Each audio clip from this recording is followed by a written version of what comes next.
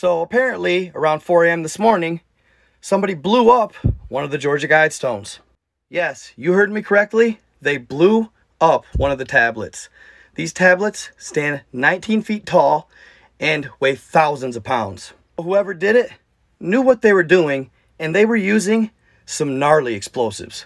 According to one witness who lived nearby, you could actually feel the explosion when it took place. And this was actually said by neighbors that lived miles from him. According to authorities, you could hear the detonation up to 10 miles away. This is what it looked like immediately after. Officials have now taken the rest of them down due to a safety hazard.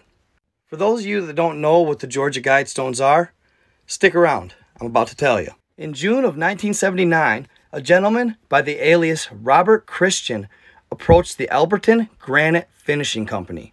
Located in Alberton, Georgia, this man said that he represented a small group of loyal Americans, and he commissioned the build of the structure. Joe Fendley, the owner of Granite Company at the time, figured that he was just crazy, that Christian was just kind of a nut. So he quoted the build to 5 times higher than what he would originally charged.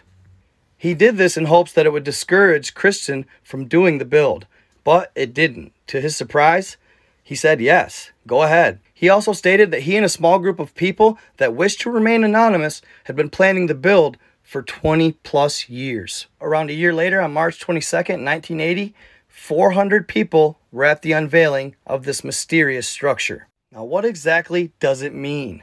What are the Guidestones and what do they say on them? It was a message that contained a set of guidelines and or principles.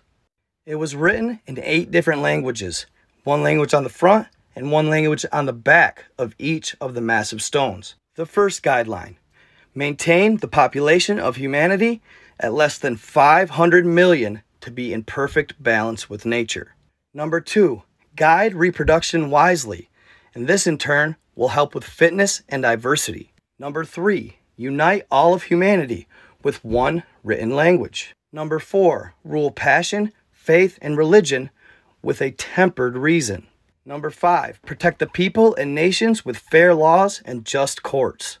Number 6, let all nations rule internally, and any external conflict or dispute is resolved in a world court. 7, avoid petty laws and useless officials. Number 8, balance personal rights with social duties. Number 9, prize truth, beauty, and love by seeking harmony with the infinite.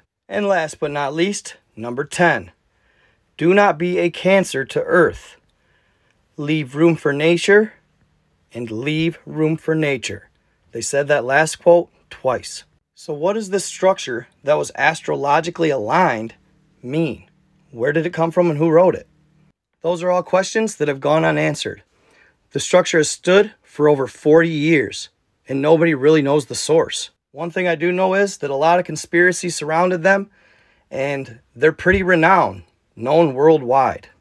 In the end, is it better that they were removed? Who knows? I guess that's your judgment call. Chances are they'll never find out who did it, but whoever did obviously had some motivations. The only other time it was vandalized was in 2008 when some people spray painted it. They put a bunch of different quotes on it, like "Death to the New World Order" and "I am Isis, goddess of love." Wired magazine called the defacement the first serious act of vandalism on the Guidestones since they were put up. So with all the changes happening, maybe it was time. Who knows? They're gone now, and they're gone for forever. This small piece of history came to an end. Let me know what y'all think in the comments. Was it time to take them down? Or did you happen to agree with some of the principles that were put on these stones? Obviously, like number 1, the 500 million, we're way past that. Ultimately, 500 million seems like a pretty small population to have on Earth. I've read that in the last peak civilization, there was up to 80 billion people on this planet.